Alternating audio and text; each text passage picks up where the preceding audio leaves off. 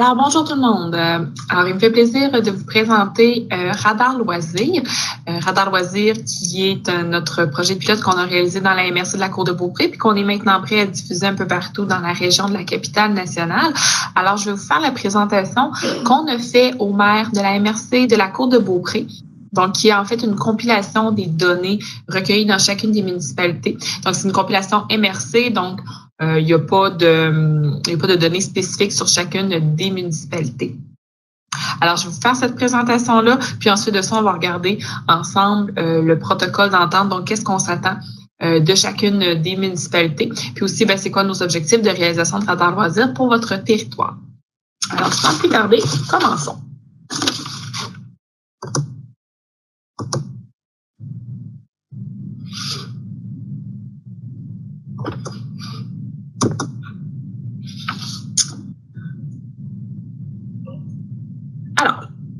Pardonnez-moi.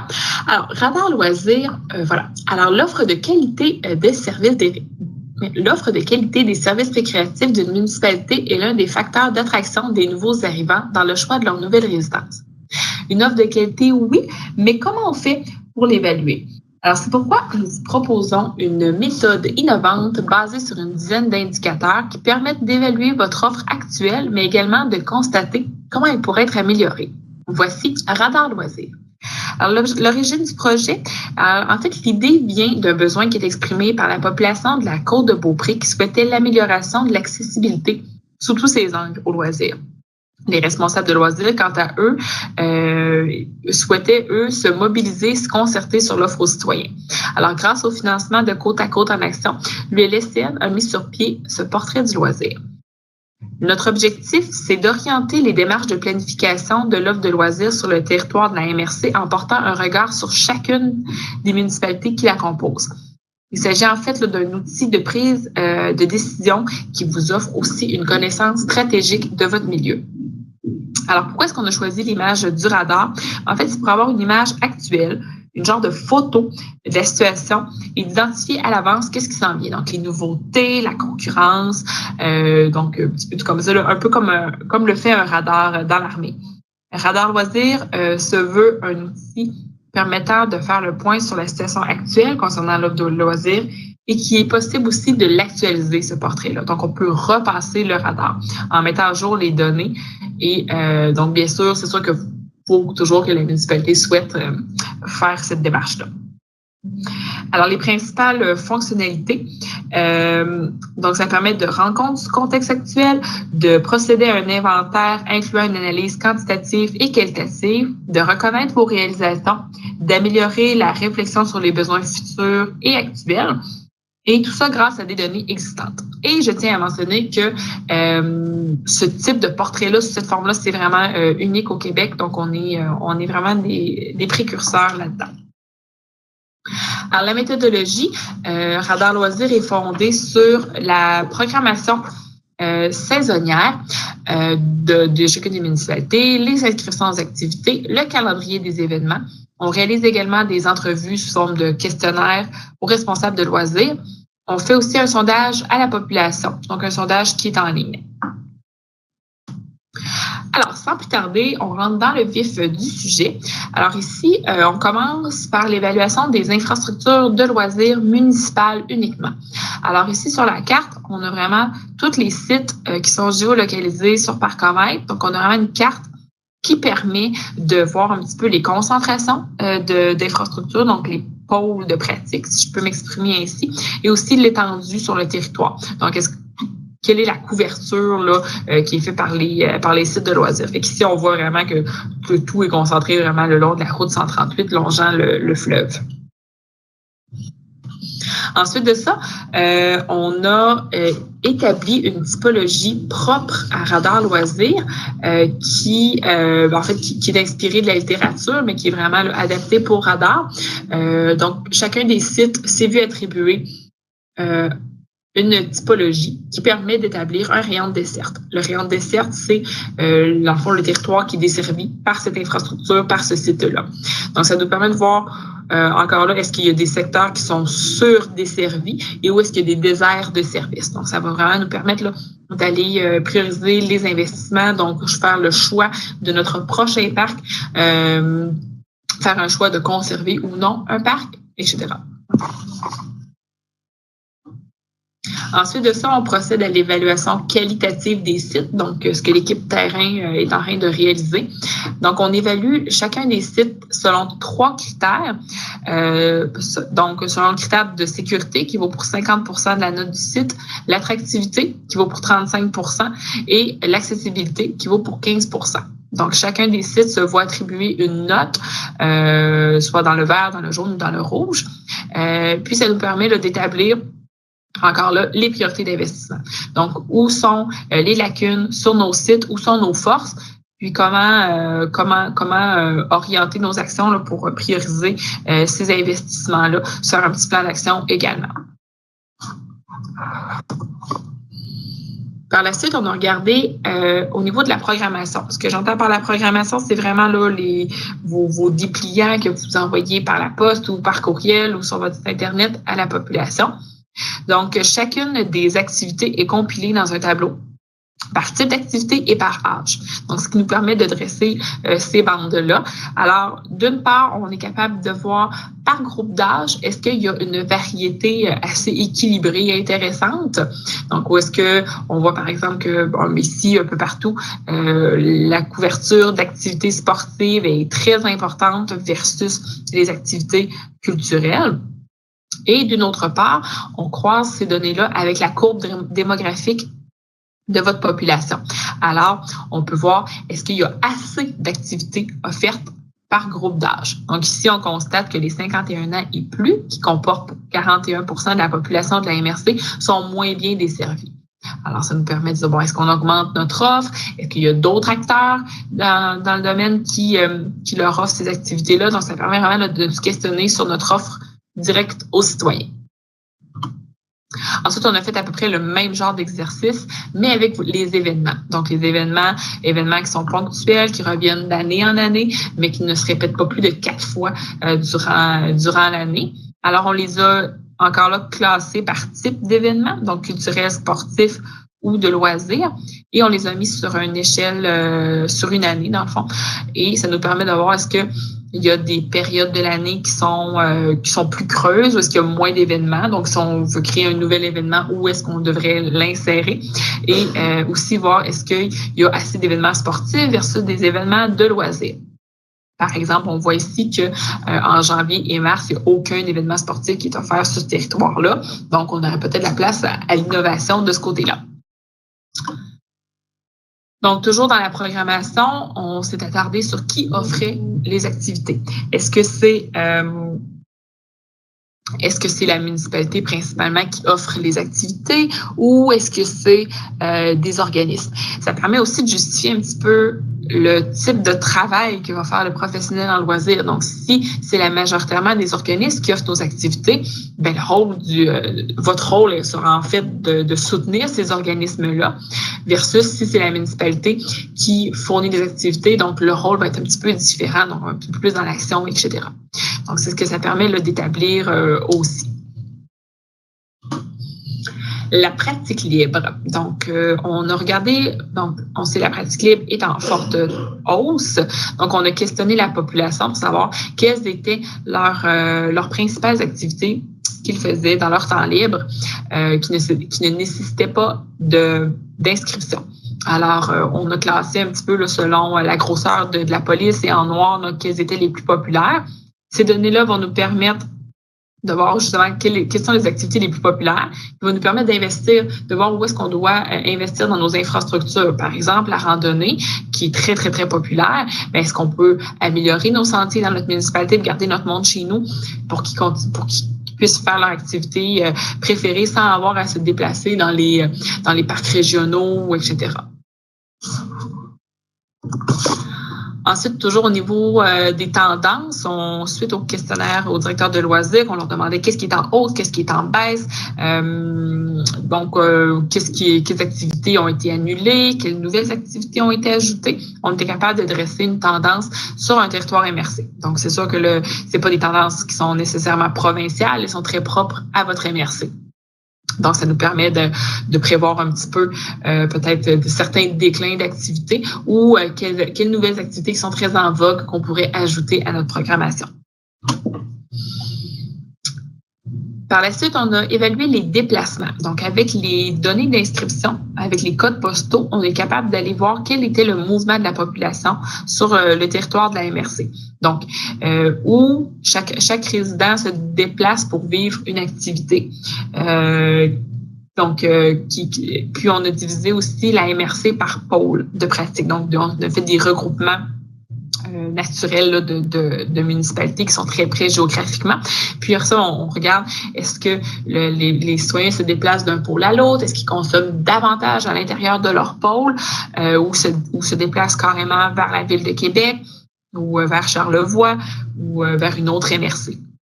Donc, c'est un petit peu ce que le graphique ici montre. Donc, on voit dans la municipalité 1, Dans la municipalité 1, on voit que 60% de la population qui se déplace va se déplacer vers la ville de Québec. Donc, qu'est-ce que ça veut dire? Peut-être qu'on aurait créé des ententes avec la Ville de Québec.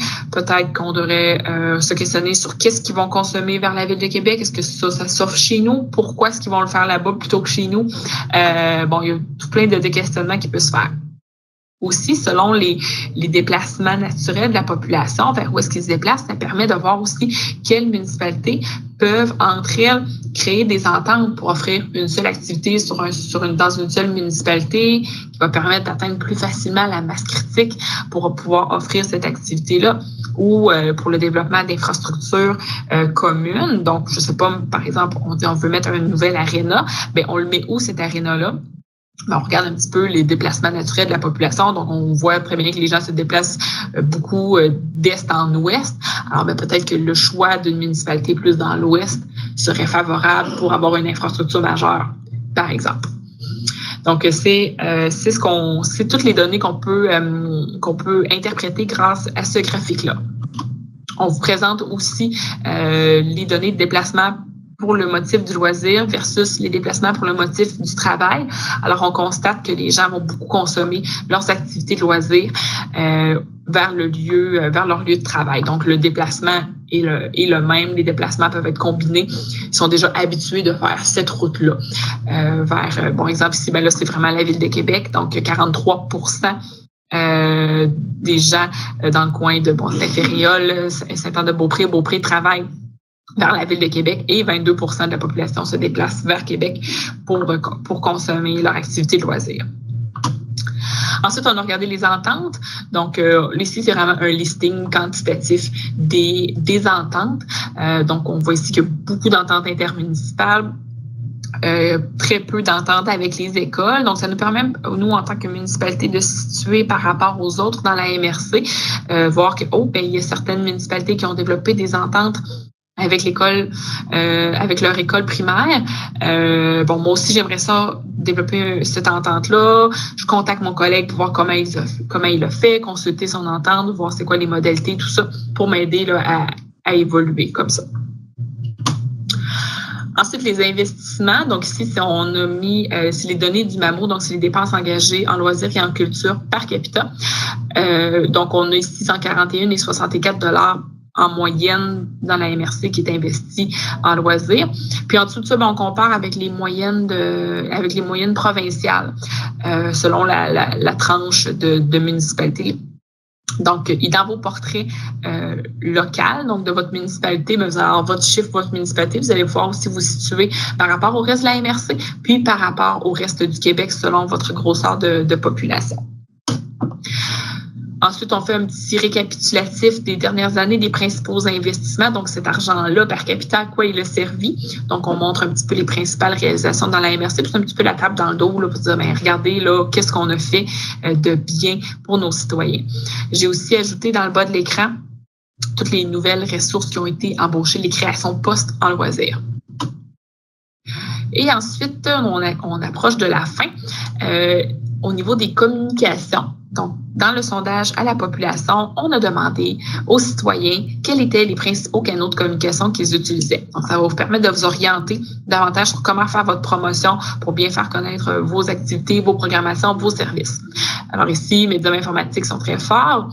Ensuite, on leur demandait s'ils étaient satisfaits par rapport aux communications qu'ils reçoivent, est-ce qu'ils sont bien renseignés? Et on leur demandait aussi s'ils étaient satisfaits de l'information qu'ils recevaient de la part des autres municipalités avoisinantes.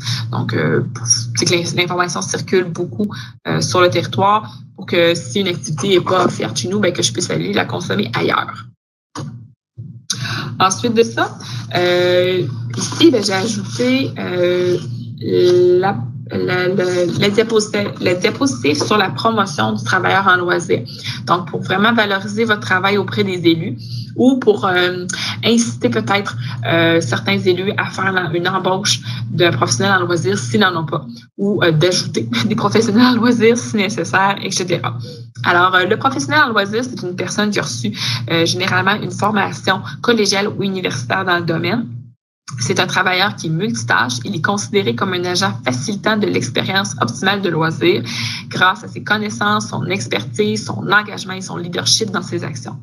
Il est constamment impliqué dans le développement de son milieu. Il travaille en tout temps sur la création d'un environnement favorable à la consommation du loisir.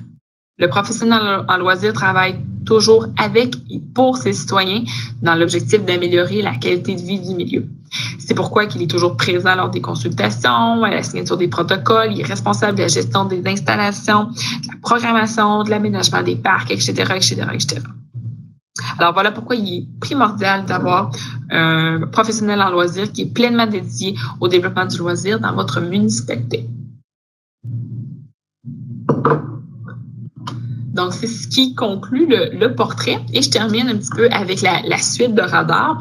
Donc, ici, ce qu'on avait, c'était, comme je disais au début, c'est une compilation des données de chacune des municipalités. Donc, on voyait qu'il n'y a pas beaucoup d'écarts. Les constats sont pas si frappants que ça.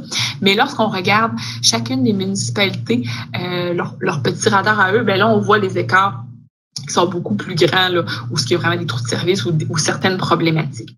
Donc, en faisant une compilation comme ça, bien, on voit l'importance des municipalités d'être complémentaires et de travailler ensemble, de coopérer afin d'offrir un service qui est vraiment complet aux citoyens. Donc, qu'ils puissent en avoir davantage pour vivre vraiment des activités qu'ils souhaitent.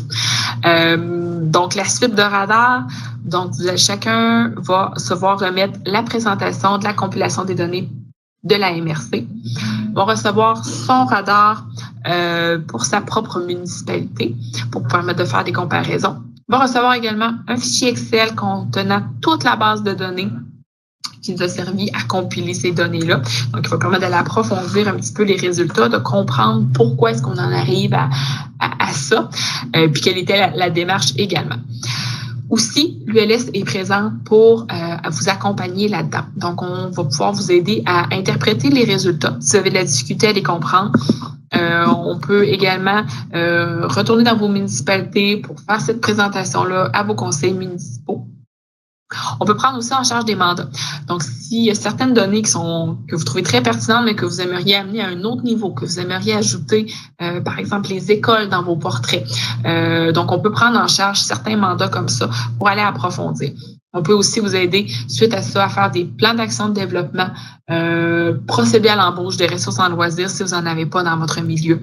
Une panoplie de choses. Nous, ce portrait-là, on le fait pour vous, mais ça nous aide aussi à connaître davantage notre territoire et d'orienter nos actions pour permettre le développement là, du loisir en milieu plus rural.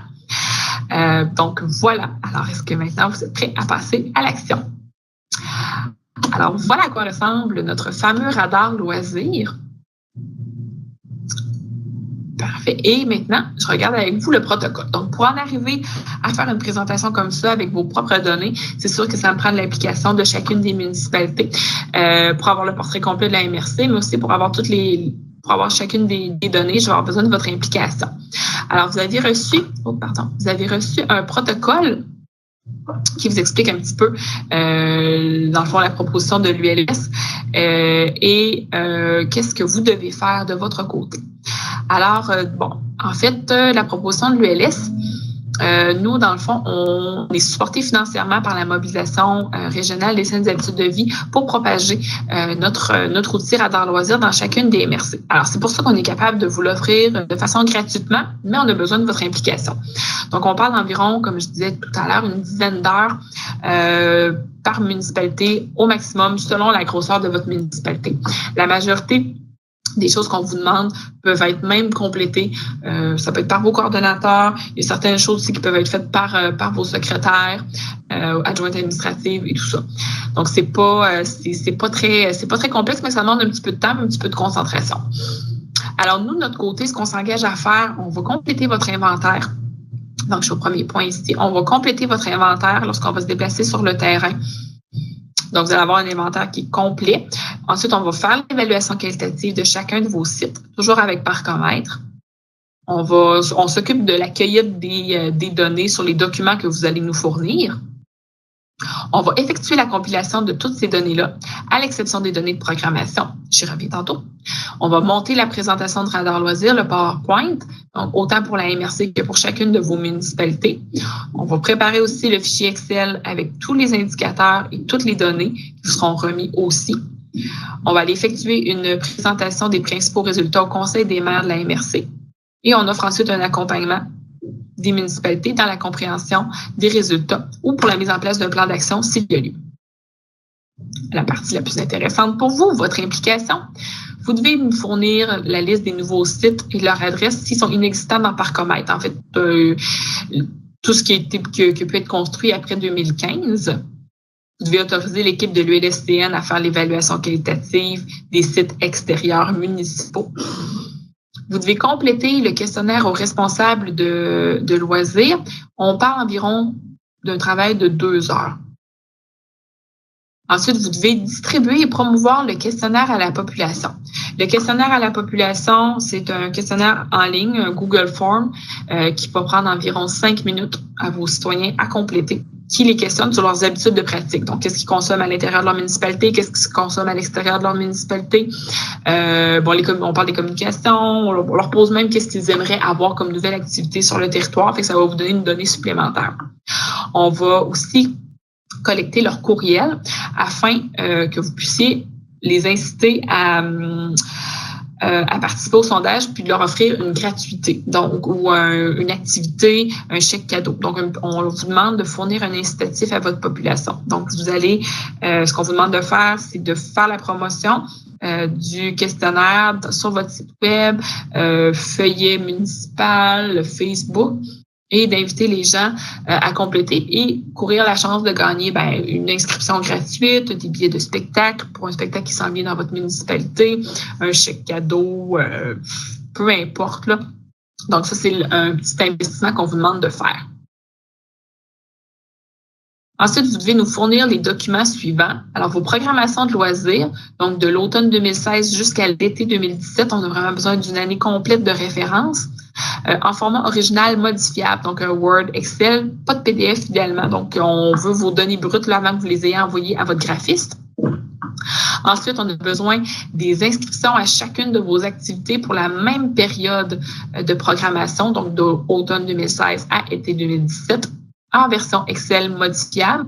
Et dans les inscriptions, ce qu'on a besoin, c'est le nom de l'activité, le code postal, puis l'âge de chaque inscription. Donc, pour savoir combien de personnes qui sont inscrites dans chacune des activités, puis d'où ils viennent. Donc, en fichier Excel, s'il vous plaît, beaucoup plus facile à traiter pour nous. Et voilà. Et ensuite, ça va me prendre le calendrier de vos événements. Toujours pour la même période de référence, automne 2016 jusqu'à été 2017. Événements, donc tout ce qui est carnaval, festival, fête des voisins, exposition, etc., etc. Et ensuite, où ce que ça va vous demander un petit peu plus de travail, c'est compiler, selon la méthode Radar Loisirs, le nombre d'activités offertes dans votre municipalité. Donc, je vais vous faire parvenir un fichier Excel avec une méthode de comment compiler vos activités.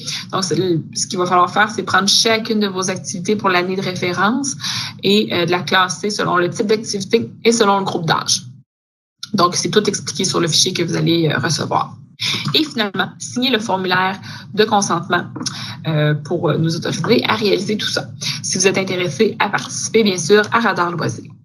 Alors, bien sûr, j'aurais besoin de votre réponse le plus rapidement possible pour qu'on puisse procéder là, à vos inventaires qualitatifs, puis aussi commencer à compiler les données. Alors, si vous avez des questions sur le contenu de Radar, des suggestions, des améliorations, des ajouts à faire, je suis très ouverte à toutes vos suggestions. Si c'est des choses que vous ne comprenez pas, je vous invite à me contacter. Ça va me faire plaisir de répondre à toutes vos questions.